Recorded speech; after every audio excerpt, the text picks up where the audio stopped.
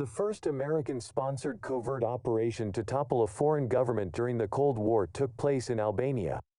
During the early years of the Cold War, senior American intelligence officials tried to keep pace with a perceived stronger and more aggressive Soviet Union. Frank Wisner, chief of the Central Intelligence Agency's Covert Operation Branch, the Office of Policy Coordination, advanced the notion of penetrating the Soviet-controlled East Europe in the hopes of causing deep fractures. From 1949 to 1952, Wisner's OPC with British assistance pursued a failed policy of inserting Albanians abroad into Albania to overthrow Enver Hoxha's repressive regime. Albania, although a poor and isolated country, was seen as strategically important. As early as 1946, the British had the idea of using covert actions in Albania. The Albanian polity was perceived as inimical to Hoxha. The British still continued supporting the exiled former Albanian ruler, King Zog, and most importantly, the British had hoped to maintain its strategic influence in the Mediterranean. The British Secret Intelligence Service (SIS) began planning for operations to contact resistance groups within Albania, but lacked the financial means to carry out the operation. As a result, the British looked to the United States for help. By March 1949, American and British intelligence officials agreed to move forward with a plan to detach Albania from the Soviet orbit. In the formative period of the Albanian operation, code-named BGFIEND, the Americans supplied the necessary finances, while the British provided their expertise and personnel. The main CIS liaison with the Americans was Harold Kim Philby.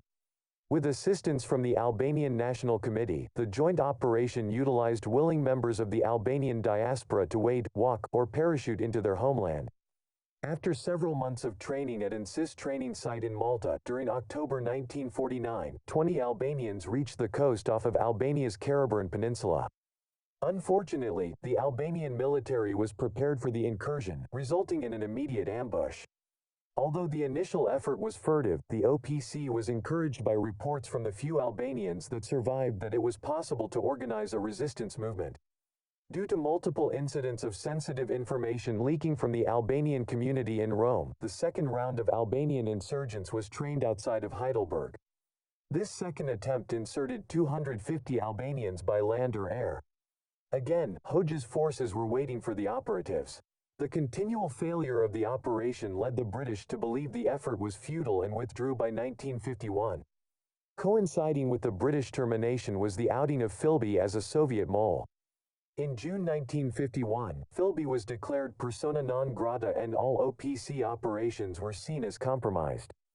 Despite this, Wisner continued operations against Albania, partly due to the outbreak of the Korean War, partly due to his belief in the ability of covert operations to fracture the Soviet Union. In 1952, 60 more operatives parachuted into Albania.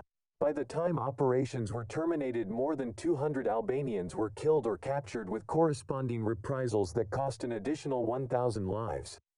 Although Philby informed Soviet intelligence generally about the Anglo-American operation, the Albanian fiasco failed due to leaks from Albanian émigré organizations and a general inability to foment dissent within Albania.